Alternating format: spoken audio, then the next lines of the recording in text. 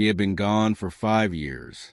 No body, no backpack, not even a boot print, just a name, Ethan Cole, a 32-year-old outdoor vlogger who vanished somewhere inside the vast and merciless silence of the Grand Canyon in 2017. For years, his disappearance was nothing more than another mystery swallowed by the desert, another story the wind whispered to the canyons, then forgot, until one morning in the summer of 2022, a park ranger noticed something impossible on his radar feed. A single drone signal, old model, outdated frequency, registered to one name, Ethan Cole, and it was still flying, circling endlessly above a remote canyon ridge that had been closed to the public for years. When the ranger first saw it, he assumed it was a glitch. No battery could last that long. No drone could survive 5 Arizona summers. But the signal was steady. Every night at exactly 7:42 p.m., it appeared for 6 minutes, hovering in the same pattern before vanishing again. It didn't make sense, unless someone or something was still out there controlling it.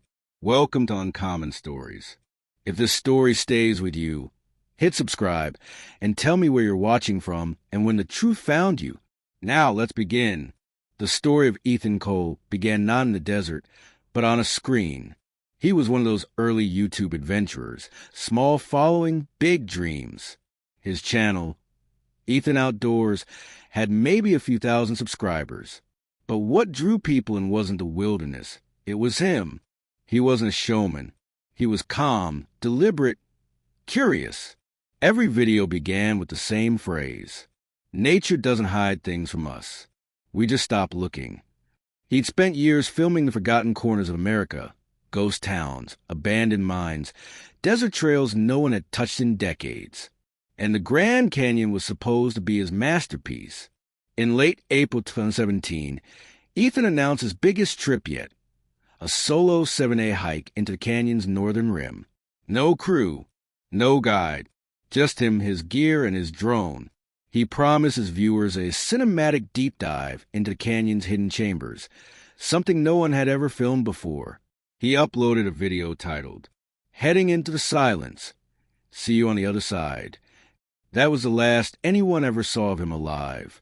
For the first few days, everything went as planned. He sent photos to his sister, vast sandstone cliffs, his tent pitched by the Colorado River, his signature grin under the blazing sun.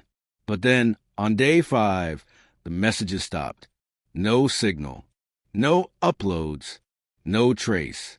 At first, no one worried. Ethan often went off-grid for days. But when he didn't return on schedule, park authorities launched a search. Helicopters scanned the canyons. Rangers trekked through ravines. Volunteers covered miles of desert terrain. They found his campsite, torn by wind, half buried in sand. His drone case was there, empty, and etched faintly into the dirt beside his tent were the words, "If I don't make it back, don't come looking." Search teams combed the area for weeks, but the canyon kept it secret. The wind erased his footprints. The river washed away any trail, and the sun burned what little remained. After a month, the search was suspended. After a year, his name faded from headlines. But 5 years later, when that same drone appeared again, it was as if the canyon had exhaled something it had been holding all this time. Because according to the signal logs, the drone wasn't drifting. It was flying in a perfect circle, exactly over the coordinates where Ethan Cole vanished. When the Park Service dispatched a drone of their own to investigate, they found it within minutes, hovering silently above a narrow gorge, lights flickering faintly in the twilight. Its body was scarred by heat and dust, but it was intact. And when the rescue drone approached, Ethan's old model responded, moving slightly, almost like it was avoiding it. The signal feed cut out moments later, but in those brief seconds, the park team captured a few seconds of footage, enough to freeze the blood of everyone who saw it. The camera on Ethan's drone was still recording, and in the reflection of the canyon floor, there appeared to be a figure, standing motionless, looking straight up. The ranger's hands were shaking as he replayed the video. 6 seconds. That's all they had. The drone's camera had tilted just enough to catch something, a reflection in the canyon floor. Not a rock, not an animal. A figure, tall, still, facing upward, directly into the lens. But when they magnified the image, it wasn't Ethan. At least, it didn't look like him anymore. The proportions were off. The shoulders too square. The face blurred. And something about the posture felt wrong. Almost like whoever or whatever was standing there had been waiting. 2 days later, a specialized recovery team was sent to retrieve the drone. It wasn't easy. The coordinates placed it above a section of the canyon known as Horseshoe Narrows, a place so remote that even park helicopters avoided flying too close to the rim. They rappelled down at dawn. The air was thin, the silence deafening, and then a faint mechanical hum echoed to the canyon walls. It was still flying. When the team reached the bottom, they found the drone tangled in a small mesquite tree, its propellers barely spinning, battery light flickering red. Somehow, it had stayed functional, not for hours, not for days, but for years. The park techs couldn't explain it. The battery was degraded beyond logic, its circuits coated in red dust. Yet the device had kept rebooting itself on a timer, every night at the same exact minute, every flight following the same circle. It was as if it had been programmed to remember. And inside the drone's memory card, they found 214 video files, all time-stamped between April 22nd and April 28th, 2017, the week Ethan disappeared. The first few clips were ordinary. Ethan hiking through narrow trails, laughing, narrating to his audience like always. "You can feel how alive this place is," he said in one video. "Every sound echoes forever. Every step feels like it's watching you back." In another clip, he flew the drone over the canyon edge, filming the sunset, the light painting the cliffs in gold and blood-red hues. It was beautiful, peaceful, completely normal, until the sixth video. The sixth file had no sound, only wind. The camera was facing downward, recording Ethan's camp from above. But in the corner of the frame, you could see a second tent, old, tattered, half buried in sand. Ethan hadn't mentioned another camper, and when investigators later checked records, no one else had registered a permit for that area in weeks. In the video, Ethan walked toward it, curious, cautious, and then the footage cut abruptly. The next file was recorded the following morning. Ethan looked pale, exhausted, almost frightened. His tone had changed. "I found something out here," he whispered to the camera. "Someone's been living down there. There are footprints, and they're not mine." The videos that followed grew stranger. Ethan stopped narrating. He barely slept. Each clip showed him climbing higher ridges, scanning the canyon with his binoculars. Sometimes he'd spin around suddenly, like he heard something behind him, but there was never anyone there. By the 12th video, his eyes looked hollow, sunburned skin, cracked lips, hands trembling as he adjusted the camera. "I think I'm being followed," he muttered. "I saw a movement near the cliffs last night. No flashlight, no sound, just a shape." The camera tilted as he turned the lens toward the horizon. In the distance, something was moving against the rocks, not walking, gliding, almost blending with the shadows. Then static. The next morning, the timestamp read April 27th, 2017. Second to last video. The footage began with the drone already in the air. It drifted slowly over the canyon, then stopped mid-flight, hovering above a narrow ridge where Ethan stood alone, his back to the camera. He didn't move, didn't speak, didn't even breathe from what they could tell. And then something behind him emerged from the shadows. A second figure, barely visible, tall, featureless. It stepped forward once, and the drone's feed cut out. The final clip, recorded 12 hours later, showed nothing but sand and sky. a broken horizon. No Ethan, no tent, only the faint sound of wind. Investigators analyzed the data for weeks. No edits, no digital tampering. Every timestamp matched the day he vanished. And yet, the question remained, how had the drone kept flying? How had it recorded new footage years later, long after Ethan's disappearance? Because buried at the very end of the SD card, beneath corrupted data, was one file with a new date, July 8th, 2022, the day the ranger rediscovered the drone. A single frame of video, one still image, a man standing on the same ridge, looking up at the sky, wearing Ethan's clothes. The Park Service tried to keep the footage quiet. They stored it on a secured server, labeled it ongoing investigation. But the internet doesn't forget, and it doesn't stay quiet for long. A junior technician, young, curious, careless, copied the files onto a flash drive for backup. Within a week, clips began appearing on Reddit, then YouTube, titled The Lost Hiker of the Canyon. The videos spread like wildfire, millions of views in days. Comment sections flooded with theories. Ghost story, government cover-up, cryptid encounter, alien interference. And somewhere between the noise and obsession, the mystery of Ethan Cole became entertainment. But for one person watching that footage, it wasn't entertainment. It was personal. Her name was Lena Harper, a 28-year-old outdoor photographer from Utah. 5 years earlier, she'd met Ethan briefly at a hiking expo in Flagstaff. They'd shared coffee, exchanged numbers, talked about filming a collab that never happened. She'd always admired his work, his calm, his focus, his respect for the wilderness. When she saw the leaked footage, she recognized the slope behind him instantly. Horseshoe Narrows. She'd been there once, years ago, and she remembered something else. A side trail the maps didn't mark. A narrow fissure in the rock that descended into darkness. 3 weeks after the video leak, Lena made a decision. If no one else was going to find out what really happened, she would. She gathered 2 friends. Ryan, a climber, and Maya, a survival guide. Both experienced, both skeptical. You really think he's alive out there? Ryan asked. I don't know, Lena said, but I know that drone didn't fly itself.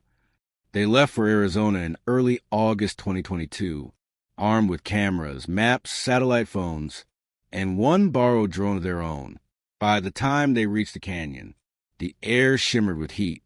The rock faces glowed like iron under flame.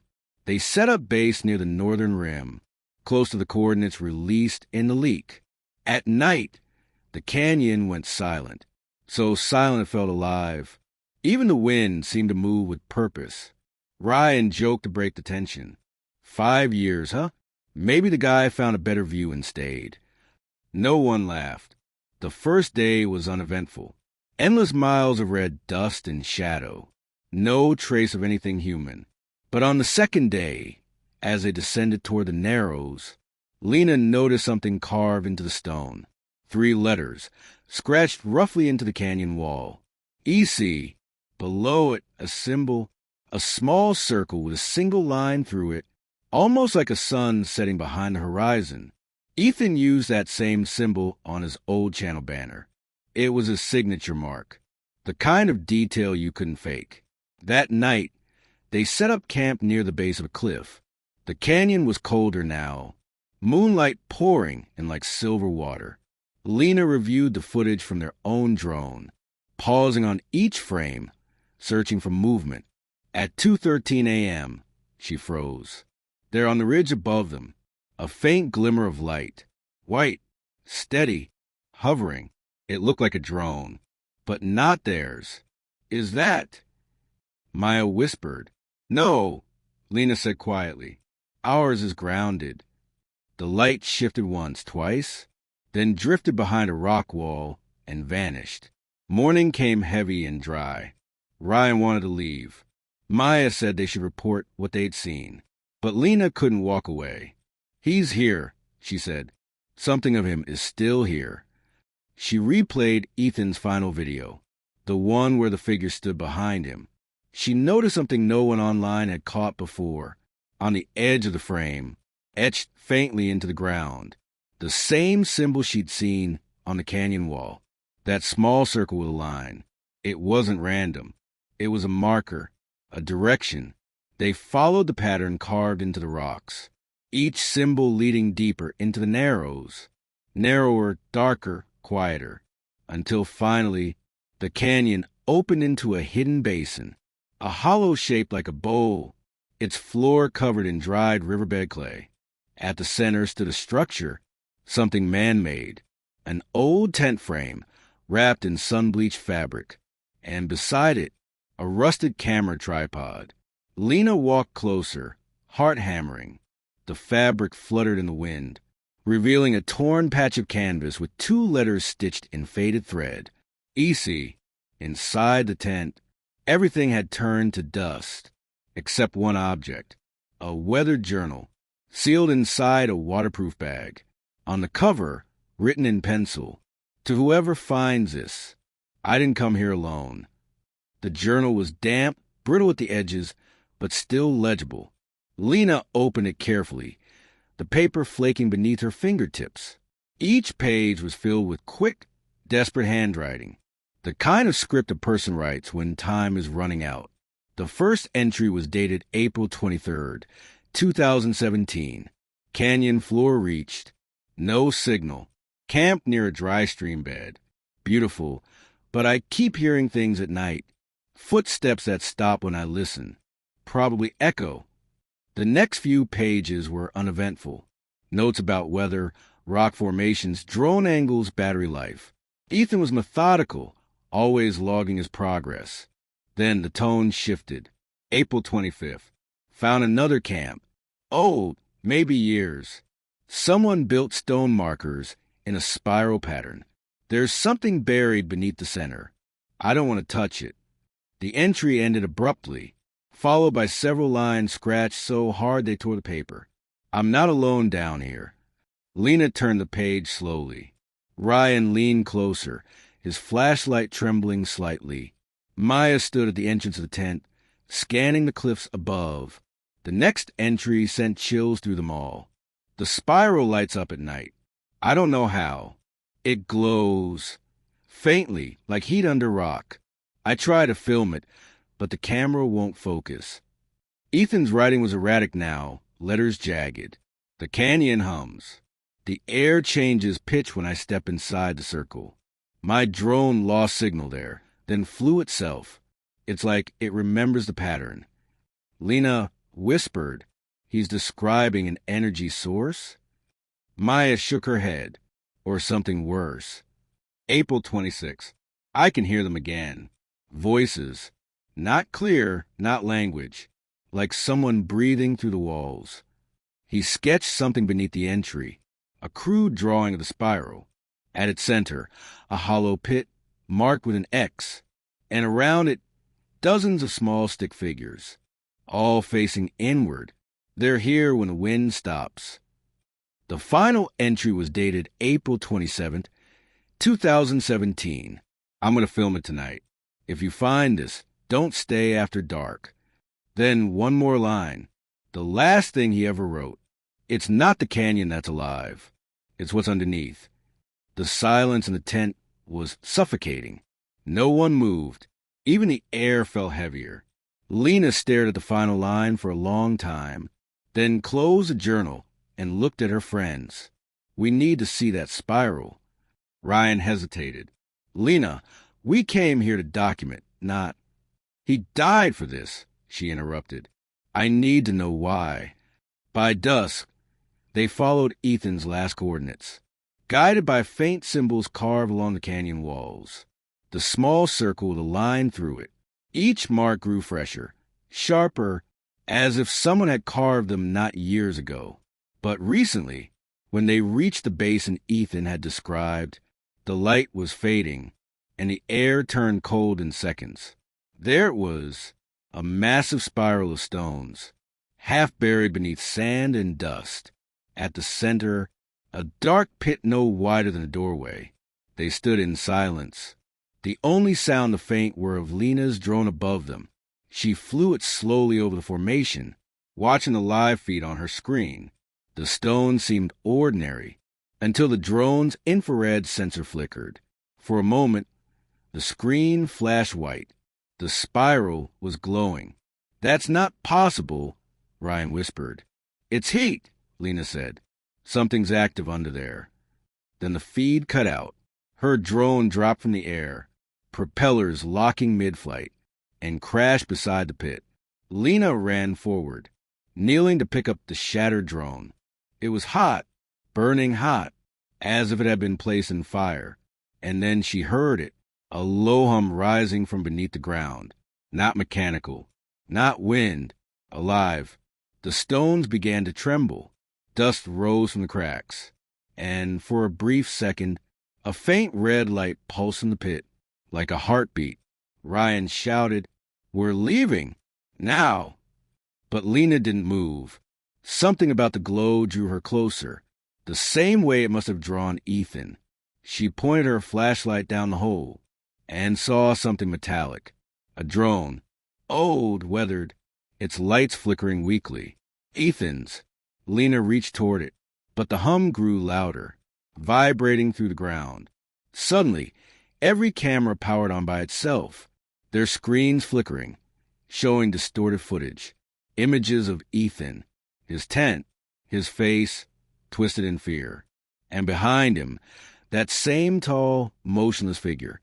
But now, it was closer. Lena stumbled backward, heart pounding, the journal slipping from her hand. The hum stopped. Everything went silent again. The canyon swallowed the sound, leaving only their breathing. Then faintly, from somewhere deep inside the pit, a voice echoed upward. "Don't come looking." Night fell fast. Too fast. One moment the canyon was painted in gold, and the next, the light drained from it completely, like the sun had been swallowed whole. Lena, Ryan, and Maya stood in the cold wind, staring down into the pit where the glow had vanished. No one spoke. No one moved. The journal lay in the dust, its pages fluttering in the darkness like dying wings. "We're leaving," Ryan said again, his voice unsteady. "Now, I don't care what's down there."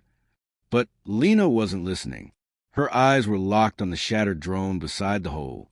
Its light, barely visible, blinked once, then went dark. And just for a second, she thought she saw a reflection inside the lens. A face, familiar, pale, Ethan.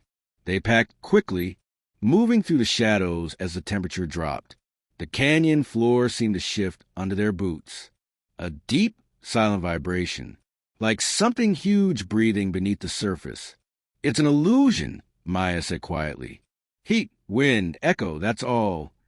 But her voice cracked halfway through. She didn't believe it either. When they reached camp, it was close to midnight. The moon hung low, casting long, broken shadows across the tent walls. Ryan checked the radio. No signal. Their satellite phone flickered, then died. Everything electronic seemed drained, as if the canyon itself was pulling power out of the air. Maya tried to joke to ease the tension. "Guess nature doesn't like technology." But then the radio clicked on by itself. A burst of static, then silence. And through that silence, a faint voice came through. "Nature doesn't hide things from us. We just stop looking." Lena froze. That was Ethan's voice, his opening line, the exact one from his old videos. But this wasn't a recording. It was live, distorted, hollow, as if it were echoing from somewhere underground. They sat there in the dark, listening to the static pulse through the radio.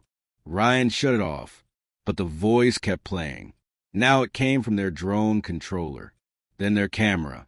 Even the power bank began to buzz softly, flashing the same words across its tiny screen. "Don't come looking." That night, none of them slept. They took turns keeping watch.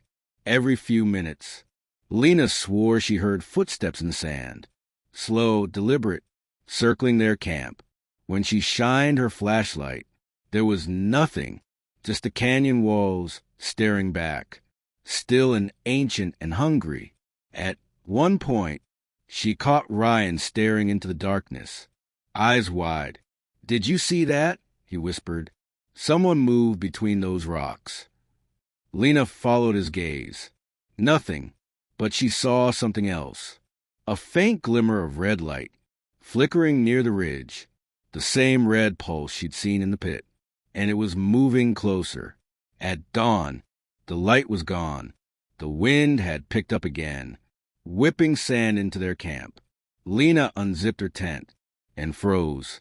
Ryan's sleeping bag was empty, untouched, no footprints leading away, just the bag and his flashlight, still on, pointing directly toward the canyon basin.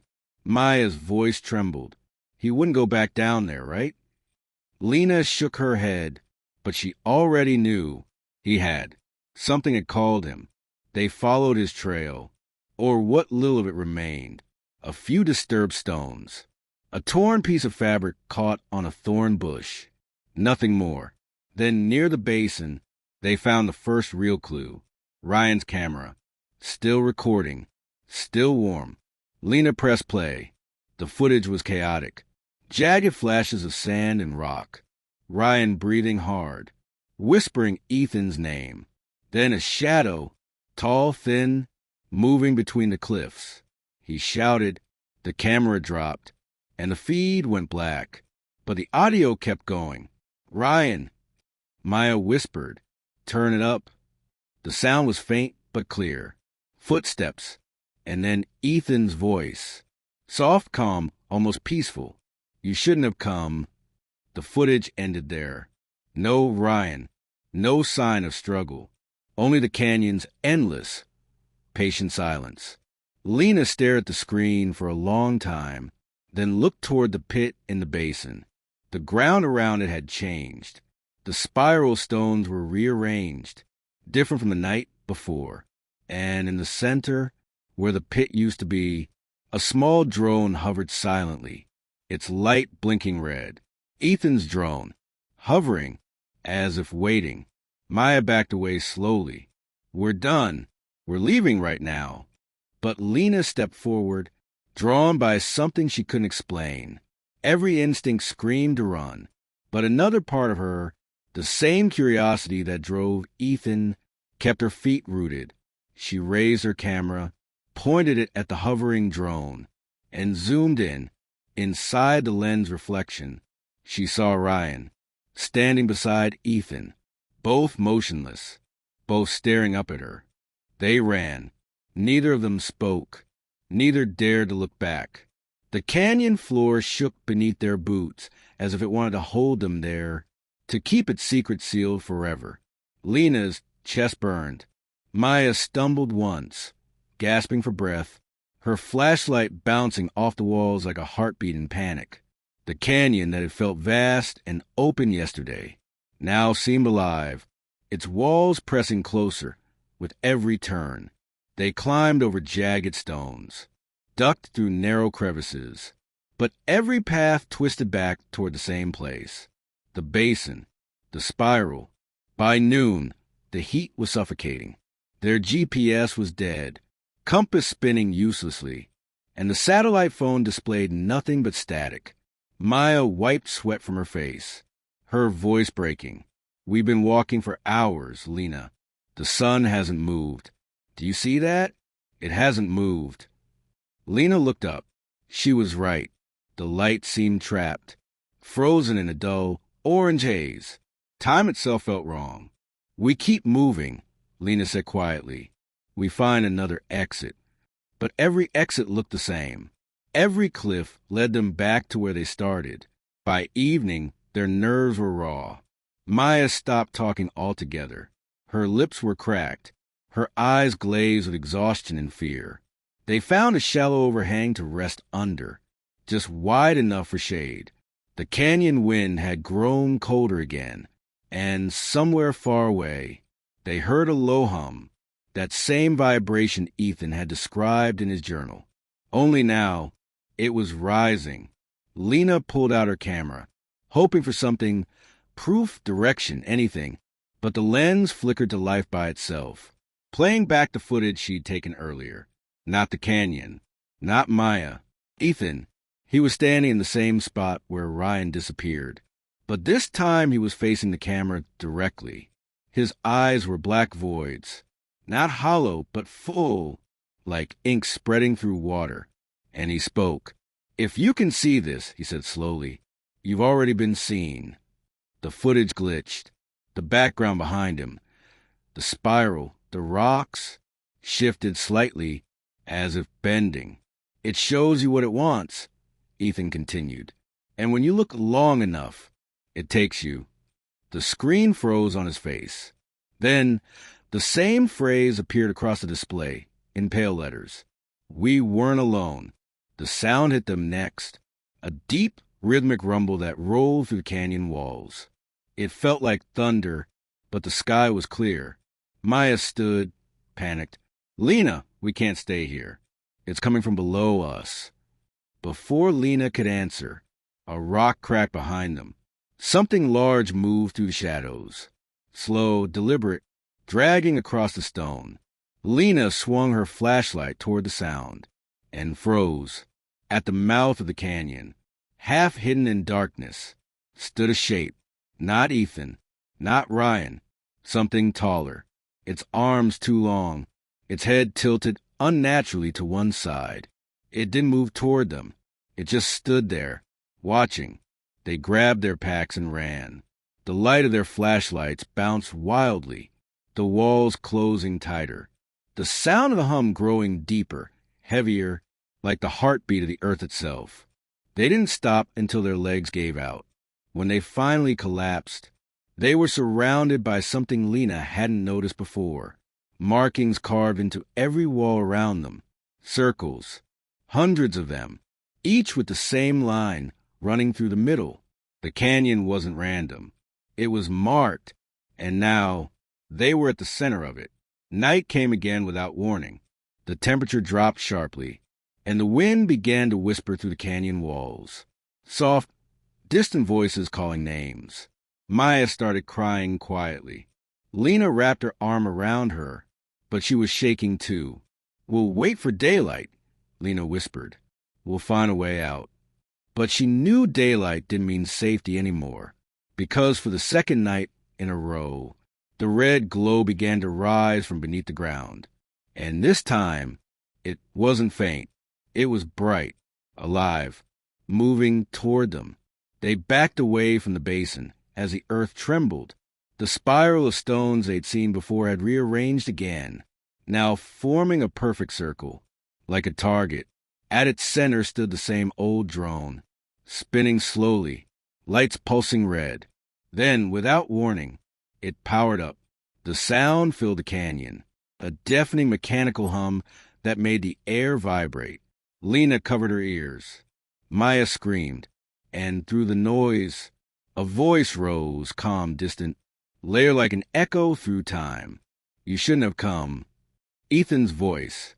The drone shot upward into the air, rising higher, faster, until it disappeared into the sky. When the noise stopped, Lena opened her eyes, and the canyon was silent again, except Maya was gone. Her backpack lay open in the dust, and next to it, carved deep into the rock, were the same two words. "Don't look." Lena fell to her knees, shaking, tears mixing with the red dust on her face. She screamed Maya's name until her throat tore, but the canyon gave nothing back, just the wind, and the faint, rhythmic hum, rising again from below. By morning, the canyon looked different. The sky was the same dull orange, but the shadows had shifted. Ridges that hadn't been there yesterday now towered like jagged teeth, and the spiral basin was gone, as if the ground had swallowed it whole. Lena stood alone, dust clinging to her skin, the echo of her own breathing bouncing endlessly through the emptiness. There was no sign of Maya, no footprints, no sound, just silence, that thick, suffocating silence that only the canyon could create. She checked her camera. The screen was cracked. The battery icon blinked red. But when she turned it on, the feed came to life. Not the canyon in front of her, but a live aerial view from above. Her, standing exactly where she was now. The image was shaky, the same perspective Ethan's drone used to capture. And yet, the timestamp read live. Lena's throat tightened. "No," she whispered. "That's not possible." The drone had vanished into the sky the night before.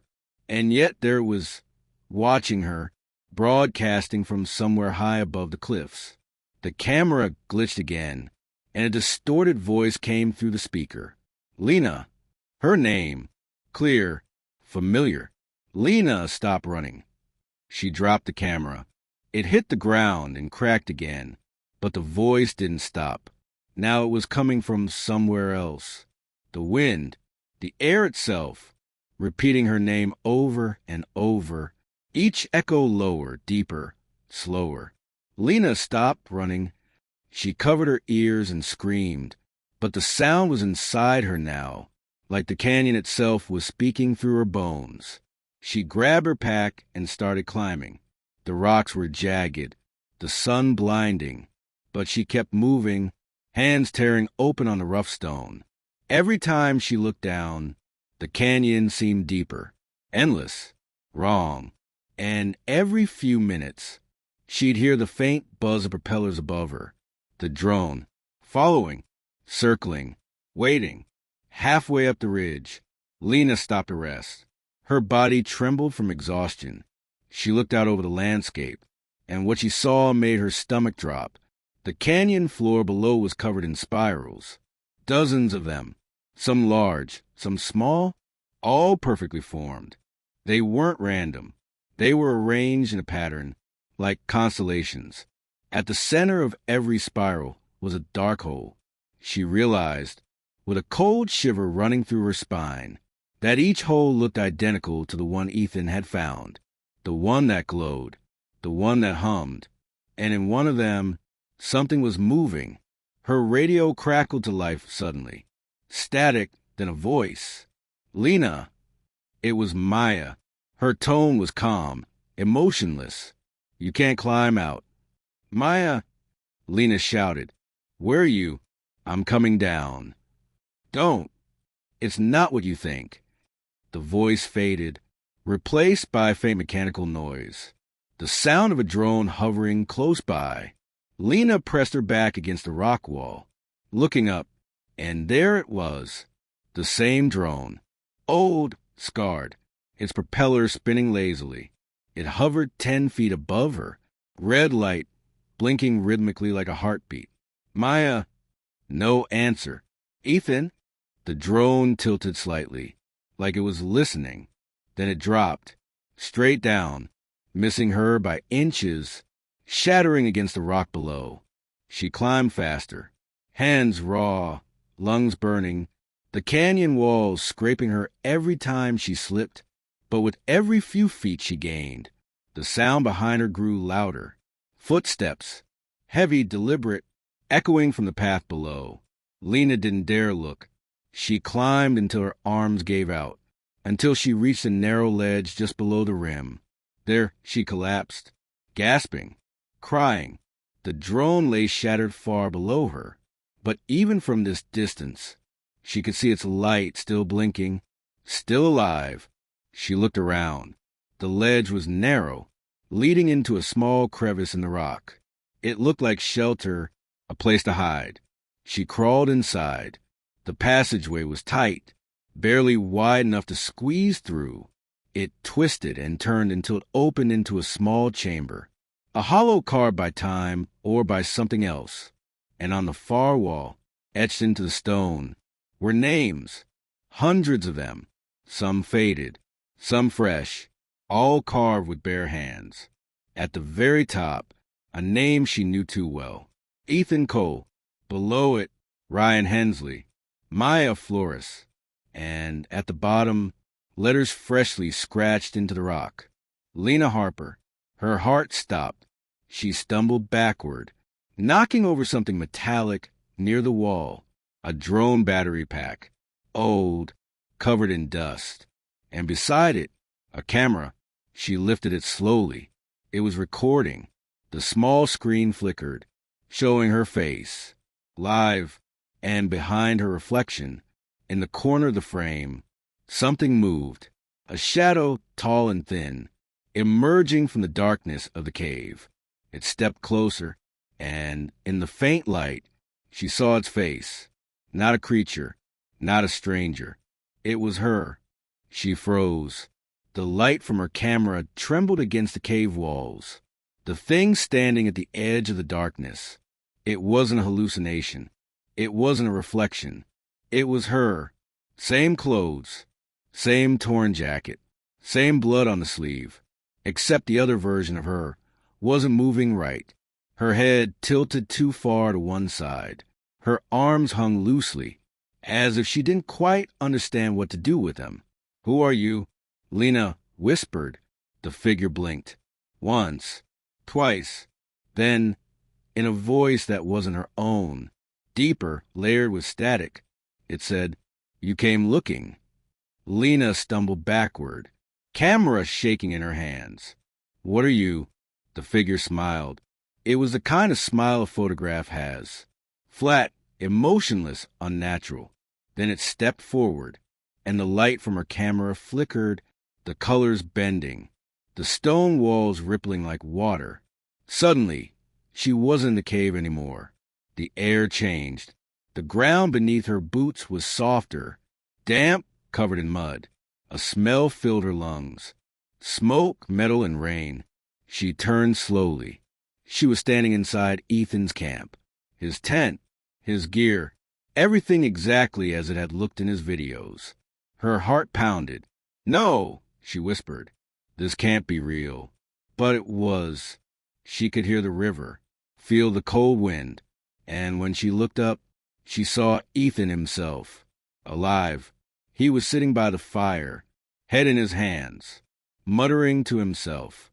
Lena took a step forward, afraid to speak, afraid that if she did, the image would shatter. But he lifted his head slowly, eyes hollow, and looked right at her. "You shouldn't have come," he said softly.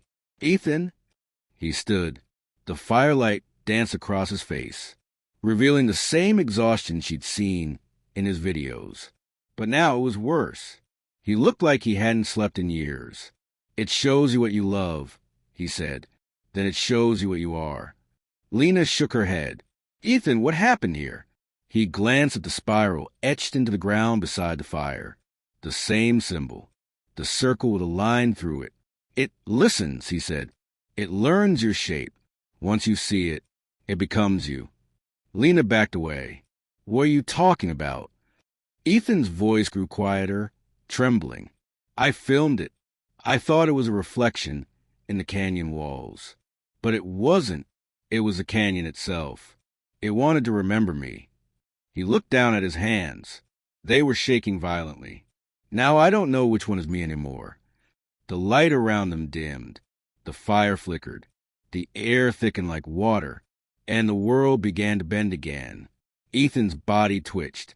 His movement stuttered, as if time around him had started skipping. "It'll show you, too," he whispered. "And once it does, you can't leave." Then his skin began to peel away like dust. His body collapsed into a shape made of shadow and static. And when Lena screamed, the world snapped back to darkness. She was back in the cave. Her camera lay on the ground, its lens cracked and bleeding static. Her own voice echoed faintly from somewhere deeper inside the tunnel. She turned and saw light ahead, a faint glow, pulsing, rhythmic, the same red light that had haunted every step since the beginning. She followed it because there was nothing else she could do. The tunnel widened again, and at the center of the chamber was a pool, a shallow circle of still water, glowing faintly from below. And in that reflection, she saw them all. Ethan, Ryan, Maya, and now her. They were all standing behind her in the reflection. But when she turned, the cave was empty. The water rippled once. then twice, and her reflection smiled. "You made it," it said. "What are you?" Lena whispered. "We are what's left," the reflection replied. "When you come here, it keeps your shape, your memories, your voice. Everything you give it stays." The glow beneath the water brightened, and she could see dozens of shapes swirling below the surface. Faces, arms, silhouettes of people, frozen mid-scream, trapped in the light. It wasn't water. It was glass, a mirror made of time. Lena stumbled backward, heart pounding, but something in the reflection reached out, a hand pressing against the surface. Her hand, the same scars, the same dirt, the same trembling fingers. She screamed and ran for the tunnel, the ground trembling under her feet, stones falling from the ceiling. The hum filled the air again, so loud it made her teeth ache. As she ran, the walls flashed with images: Ethan's face, Ryan's camera, Maya's scream, the spirals, the canyon, the drone. And through it all, a voice spoke softly, almost gently. "You came looking, so now you'll be found." She burst out of the cave, gasping for air, collapsing onto the sand outside. The canyon was quiet again. No hum, no wind, no sound at all. She looked up and saw a drone hovering above her. It wasn't Ethan's. It was hers. But the feed it was broadcasting wasn't her. It was a reflection, standing in the cave, looking straight into the camera. The drone descended slowly, landing beside her. Its screen flickered to life, displaying 4 words: "You're already below." Lena turned toward the canyon rim, but where the cliff should have been, there was only darkness, endless, hollow, stretching upward like the mouth of something ancient. And from deep within that void, a whisper drifted out, soft, familiar, and calm. "Nature doesn't hide things from us. We just stop looking." 5 years later, a ranger named Tom Alvarez stood at the edge of the South Rim, staring at something blinking in the distance. It was faint, just a small red light floating in the endless sea of rock and wind. But it was moving slowly, gracefully, circling the same section of the canyon over and over. He lifted his binoculars. A drone, old model, weathered, covered in dust, still flying after all this time. Tom lowered the binoculars and radioed in. "Yeah, it's hovering over Sector 9 again. Same coordinates as last week." The voice on the other end replied, "That's impossible, Tom. That drone's been up there since 2017. You telling me it's still running?" Tom swallowed. "It's running, and it's not losing altitude." There was a long silence. Then, "Bring it in." They launched a retrieval drone to intercept it. After an hour of slow maneuvering, the 2 devices finally connected midair, and the old drone was brought back to base. When it landed, its propellers still whirred weakly, like a heartbeat fading after years of silence.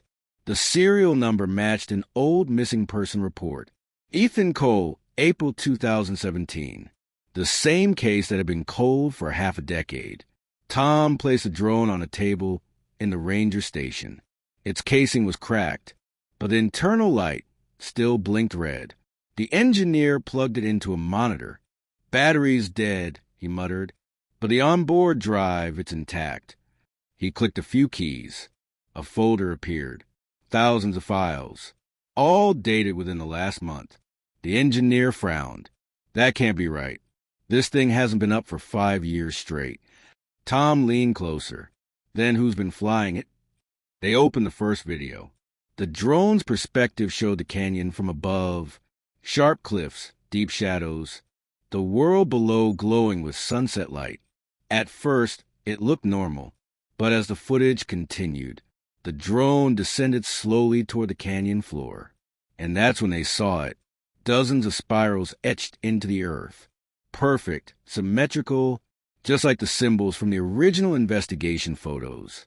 In the middle of one spiral stood a woman, She was small against a vast canyon, dressed in torn hiking gear, her hair matted with dust and sun. She lifted her hand slowly, waving up toward the camera. The engineer froze. That's... Tom finished for him. Lena Harper. He recognized her immediately, the journalist who vanished while investigating Ethan's disappearance in 2022. 5 years ago.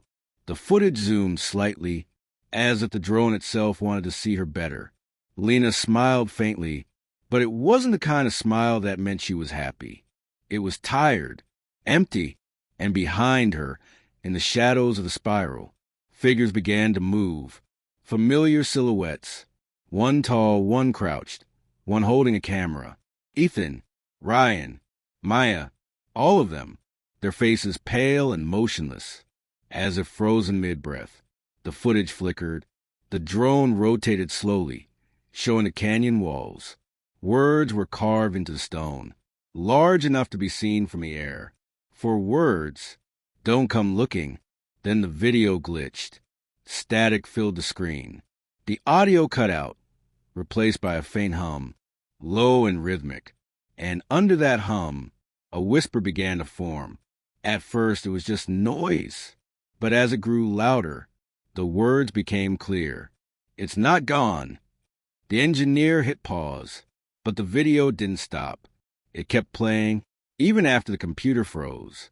The image began to distort, the canyon walls bending, the spirals glowing faintly red. Then the woman on screen, Lena, looked straight into the camera. Her lips moved slowly, but the voice that came out wasn't hers. "You came looking." The lights in the station flickered. Every screen turned red for a moment. Then the feed went black. Tom stepped back. The room was silent, except for the faint hum still coming from the drone. He unplugged it. The hum didn't stop. He smashed the power switch. Still there. The sound was vibrating through the table now, through the floor, through the walls. A deep pulse, like something waking beneath the ground. And on the monitor, a single message appeared, slowly typing itself out. Flight active. Altitude 0 feet. Recording in progress.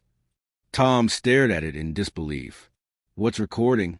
The engineer leaned in, his face pale. "Us." The drone's camera light blinked once, bright red. Then, without warning, the video feed came back to life. Not the canyon. Not Lena. Them. Tom and the engineer, standing in the room, staring at the screen. Tom backed away slowly. "Is this a playback?" The engineer whispered, "No, this is live." On the screen, Tom watched his own reflection turn toward the camera, but the version of him inside the feed was smiling. Smiling in a way he wasn't. And behind that reflection, through the grainy static, the canyon appeared again. Spirals glowing red, faces emerging from shadows. Lena stood at the center, still looking up, still waving. Then the feed cut out. The drone's light blinked 3 final times. Then it powered down completely. Silence filled the station. The hum stopped. The air felt still again. Tom exhaled, finally letting his shoulders drop. "It's over." But the engineer didn't answer. He was staring at the blank monitor, frozen, wide-eyed, because the reflection on the screen was still moving. And in that reflection, just behind them, the door to the ranger station slowly began to open. A faint red glow seeped through the crack. And from somewhere in the dark outside, the same soft voice whispered again, "You shouldn't have come."